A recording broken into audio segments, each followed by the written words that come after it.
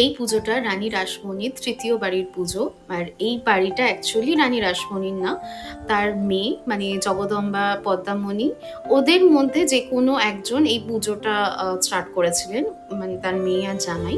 এখানে এর পাশে একটা বড় বোর্ড করা আছে, ওর মধ্যে পুরো বংশ ডিটেলস ওখানে দেওয়া রয়েছে, তোমরা চাইলে দেখতে পারবে যদি কোনো সময় যাও। আর প্রতিটা বাড়ির, বলেছিলাম এর আগের ভিডিওতেও, প্রতিটা বাড়ির দুর্গা ঠাকুরের চালচিত্র আলাদা। এখানেও লক্ষ্য করে দেখো, এর চালচিত্র আলাদা। সত্যি বলতে মানে আমি যতদূর জানি বংশ পরম্পরায় যে রীতিনীতি মেনে পুজো চলে আসছে সেই অনুযায়ী চালচিত্র তৈরি করা হয়। তো সত্যি বলতে আমি না এই ডিটেলসগুলো কোনোদিন জানতাম না। ওখানেরই একজন আমাকে, মানে ওদেরই বংশের একজন আমাকে গল্প করেছে, ওখানে সামনেই বসেছিলেন। তো আমি যখন দেখতে গেছি আমি তাকে জিজ্ঞেস করেছিলাম, তো উনি আমাকে পুরো ডিটেলস বলেছেন, তো সেই অনুযায়ী আমি জানতে পেরেছি।